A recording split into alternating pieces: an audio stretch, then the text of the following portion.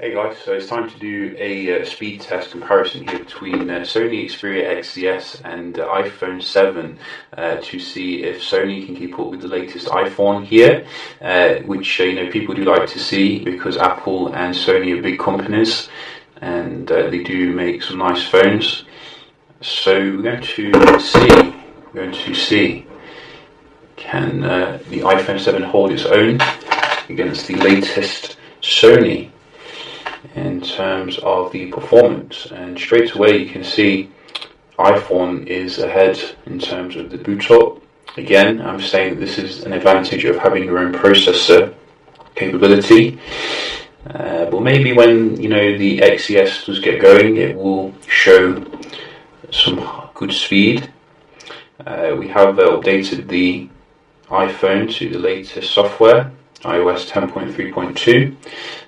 So yeah, we're going to have a look here how they do compare. We are running Android 7.1.1 on the XZs as well. So we'll just open up some apps here and you can determine which one you think is the more responsive. So go. And go. Camera. So that was the iPhone, I think. That was Sony that time. iPhone there for the music comparison. We do have the Play Store versus the App Store. Oh, that was very identical. I didn't see that. Maybe you did.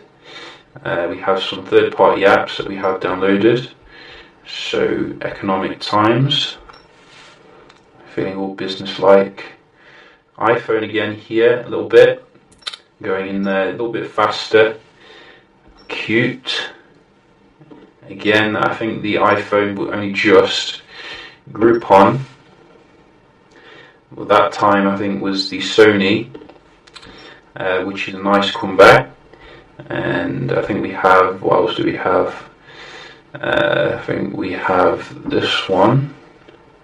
Sony again, that time. So Sony's slowly clawing back here, which is very nice to see because usually Apple is very fast compared to Sony. We do have some games. Usually the iPhone leaves Android standing when it comes to the games. That was identical. Very nice load there on both of them.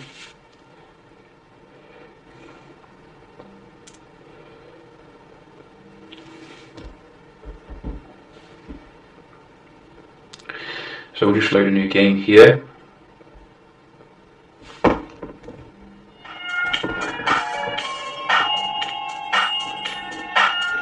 Speakers are on the front, I think, here a little bit on the Sony. You can see iPhone loaded just that little bit faster. We do have Ask Creed. Again, one thing which is really good about when you're downloading apps on the App Store is how fast they install. I think I've said that before. I mean, this installed probably like 15 minutes faster than on the Sony, which had to pull a lot of data down when you actually go into the app. So it looks like it's also loading the game faster, as you can see. I'm ready to go, which is nice. And I think we have one more.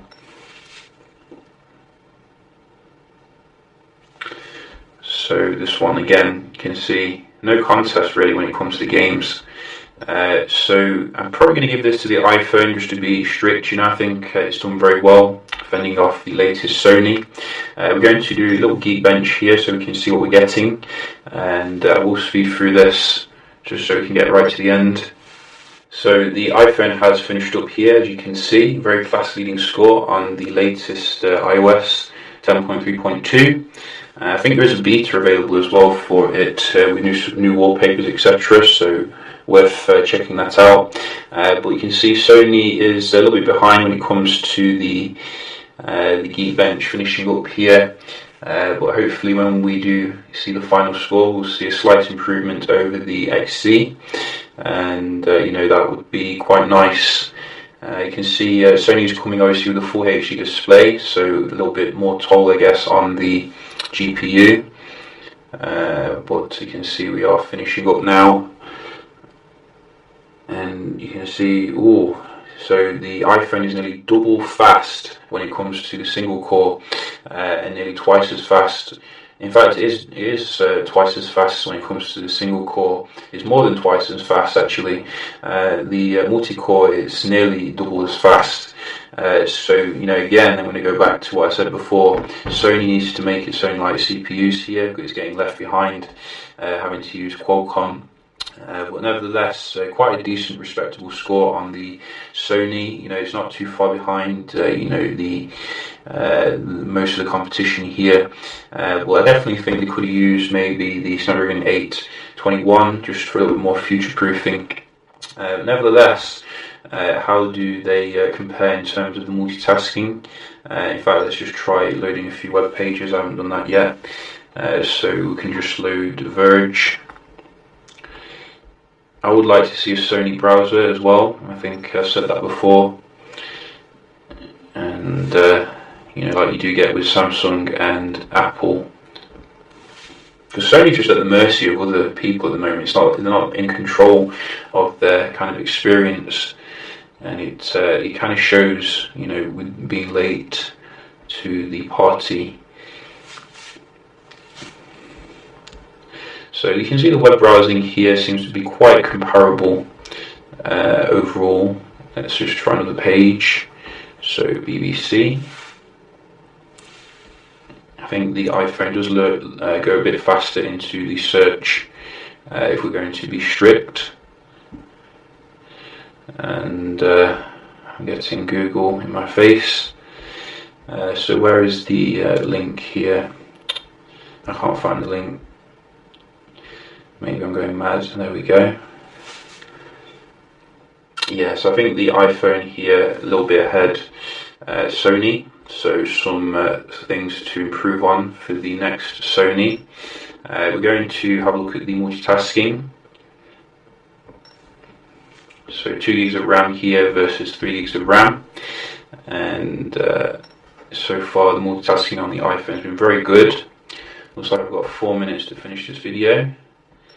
So we'll just hurry through this a little bit. I think we are seeing some reloading on the Sony, but it's not too bad, maybe because it's a new phone, you got to push out some software updates and stuff. So yeah, I think right now Apple and Samsung are a bit ahead when it comes to the multitasking stability overall, so I don't even have to go through every single one. Just try again. So both kept that in memory, which is good. And this one, both kept that in memory, which is good. But which one will fail me? Mario. Sony. So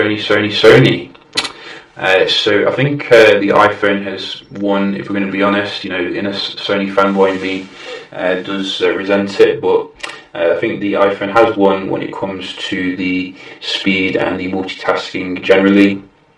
Which does go to show Apple's tight control over the hardware, and the software does seem to be paying off in 2017. And I think Sony definitely needs to work on its own CPU, its own kind of software a little bit more. But having said that, if speed's not everything to you, obviously the Sony does have its own advantages here. You're getting a much better camera in terms of the features, functionality, whereas it's a bit boring on the iPhone, particularly the standard model. You are getting bigger battery, you are getting high-res display as well.